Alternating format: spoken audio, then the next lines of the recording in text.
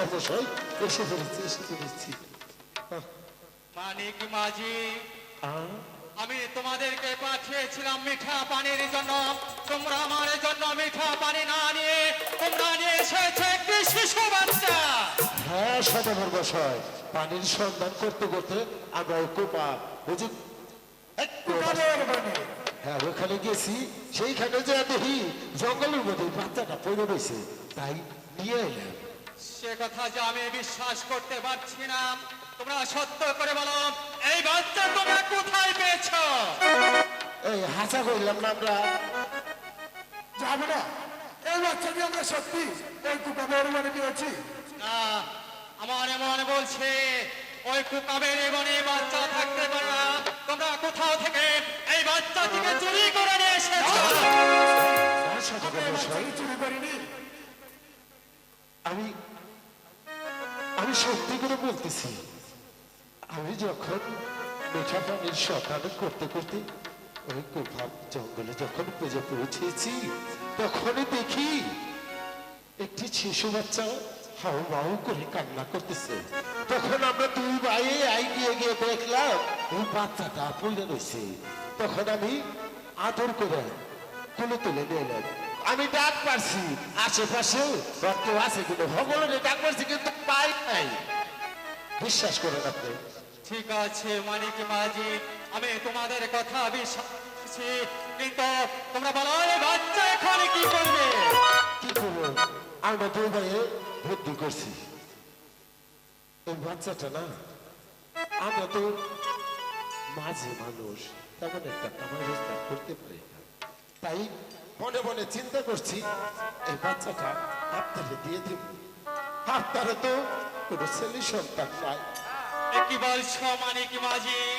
তাই সদাগর মশাই, এই ছেলেটা কি আপনি নিজের ছেলের মতন করে মানুষ করবেন, ওকে লেখাপড়া শিখাবেন, ওকে মানুষের মতো মানুষ করে তুলবেন। হ্যাঁ সদাগর মশাই, একটি কথা, বলো কি কথা? এই সন্তান আপনি মানুষ করবেন ঠিক আছে, কোনদিন যদি ওর আপন জলে এসে আপনার কাছে চায়, তখন ওকে তার হাতে তুলে দেবেন। আপনি আমাকে কথা দিন।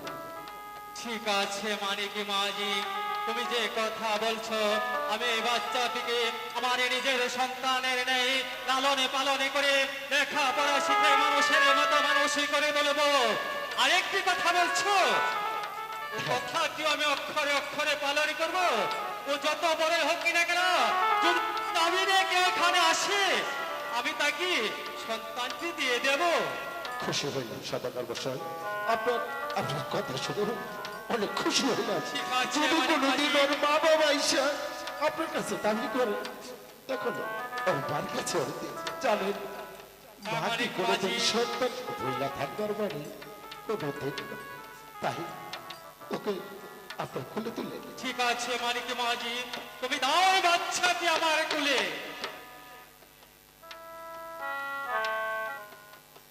মানিক মাঝি, বলুন সদাগর মশাই, আমরা এসেছিলাম বাণিজ্য করতে।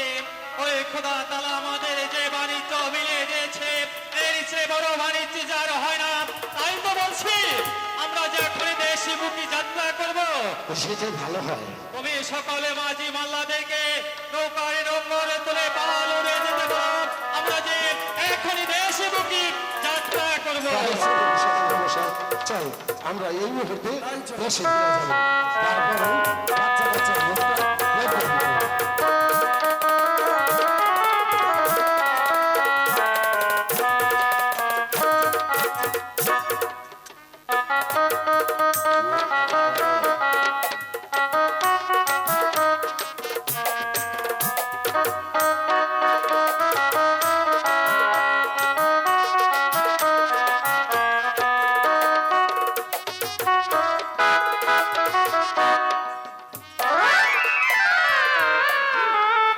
এখানে যে দুঃখিনী সন্তান রেখে গেলাম, দুঃখিনী সন্তান কোথায় গেল?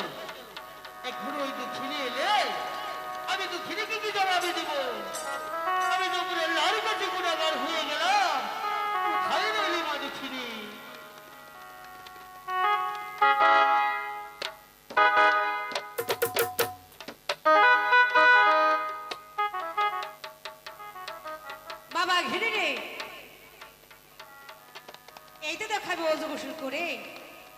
ফিরে এসেছি।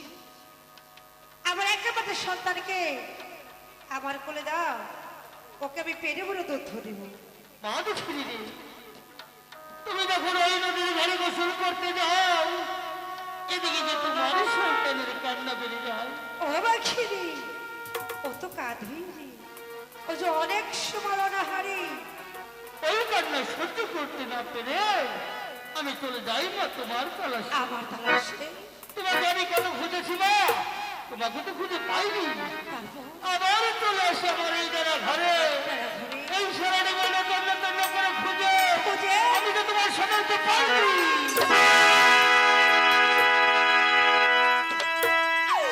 ওরে বাঘিনী, আমি তাকে বারে বারে করে বলে গিয়েছিলাম আমার একমাত্র সন্তানকে রেখে তুমি কোথাও। এখানে বাঘিনী, কি হয়েছে? আজই বুঝি তোর অনেক ক্ষুধা পেয়েছি, তাই না? পেয়েছিল তোমার? ও বাঘিনী, ওই ক্ষুধার জন্য সহ্য না করতে পেরে আমার একমাত্র ভক্তিরে মানি মানে আমার নারী ছিড়া ধর তারি ছিল ধর। তুমি আহার করে নিয়েছো। ওই তো তোমার মুখে রক্ত দেখতে পাচ্ছি বাগিনী, আমার সন্তানে এই বিশ্বাস দিকে তো আমি না তোকে মা বলেছিলাম, তুমি একটি মা হয়ে আর একটি মায়ের মুখকে মনে করে খালি করলে। এই বাঘিনী, আমি তোকে বলে গেছিলাম বাঘিনী, আজ না আমার সন্তানের কিছু হয়ে যা, সর্বমুখ করতে চলে যাও বাঘিনী। চলো না, আমি চলেই যাবো। আমি এখানে থাকবো না। এই তো একটি বটবৃক্ষ দেখা যাচ্ছে, ওই বটবৃক্ষের সাথে আমার মাথা দিয়ে আমি আমার জীবনে দিয়ে আমি প্রমাণ করে দিই, আমি তোর সন্তান আর করে দিব। আমি তোর সন্তান আর করে দিই, আমি নির্দোষ। আমার কোনো দোষ বিশ্বাস নেই। করে না বাঘিনী, যাস রে বাঘিনী, আমাকে একা চলে যাস রে। আমাকে অপরাধী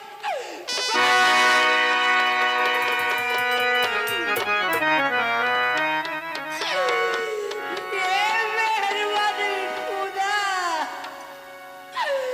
আজ আমি তোমার কাছে বড় গুনাহগার হয়ে গেলাম। ওই বাঘিনী যদি আমার একমাত্র সন্তানকে আহার করত, সে তো এইভাবে জীবন দিতে পারত।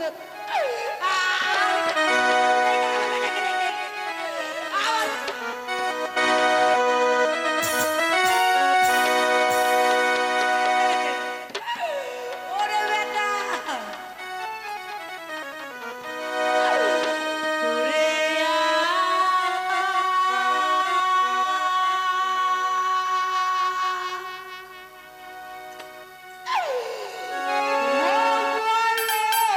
ওরে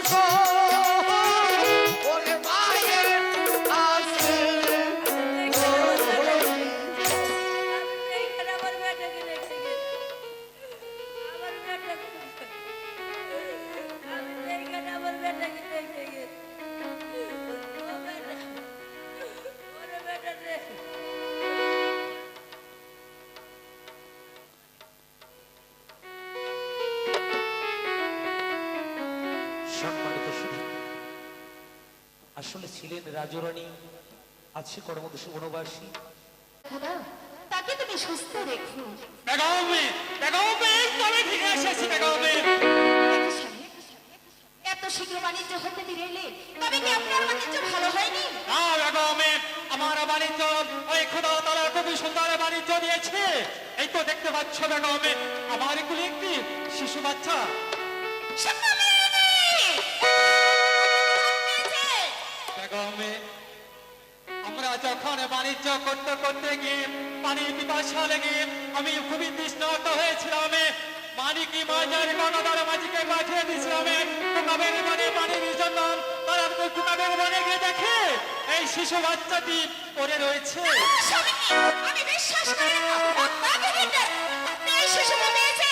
আপনি হয়তো বাণিজ্যে গিয়ে দ্বিতীয় দানা গ্রহণ করেছেন। তুমি এত বড় কথা বলতে পারলে বেগমে? এতদিন যাবত তুমি আমার সঙ্গে সংসার করছ, আর তুমি আমার মনটাকে তুমি বুঝতে পারবে না বেগমে। স্বামী, আমি বিশ্বাস করি না। স্বামী, আপনি হয়তো জানেন না, আপনি যখন বাণিজ্যে যান তখন ছিলাম আমি 5 মাসের গর্ভবতী। ওই মেহেরবান খোদা তাআলা আমাকে একটি পুত্র সন্তান দিয়েছে।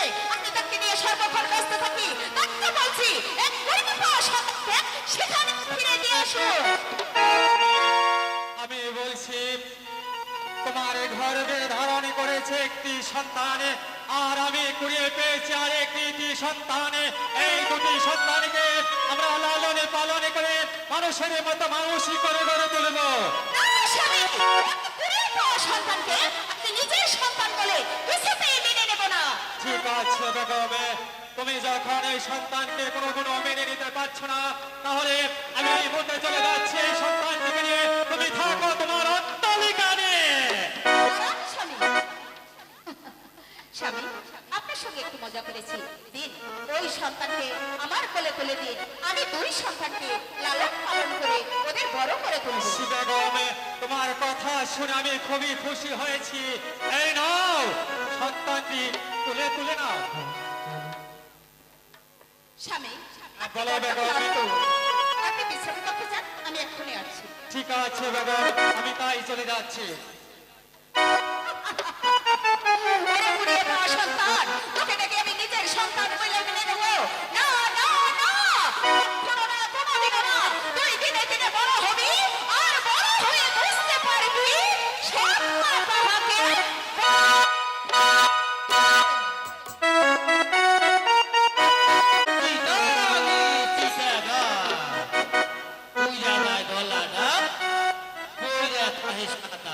একই কথা হলো। নতুনই আমদানি ভালো ভালো। আমার এই গণনাতে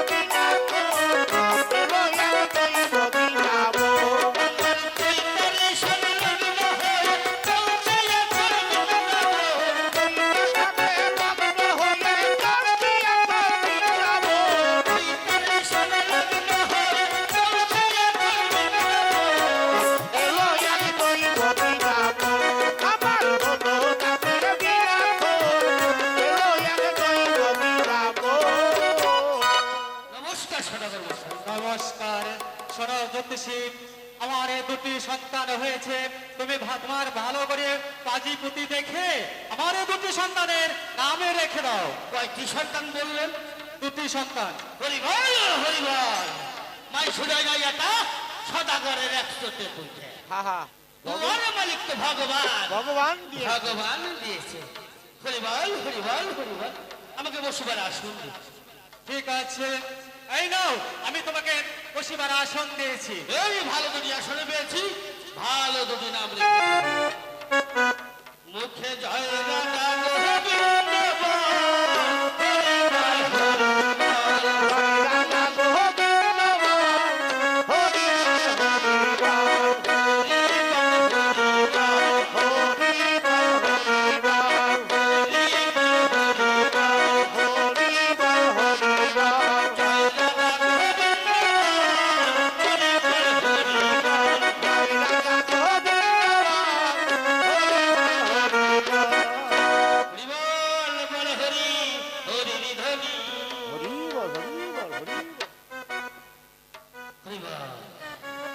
এসো এসো কর্কট কর্তা বাসে প্রজা দণ্ডে নিজাম সদাগরের পুত্র একটা হলো হতে পারে।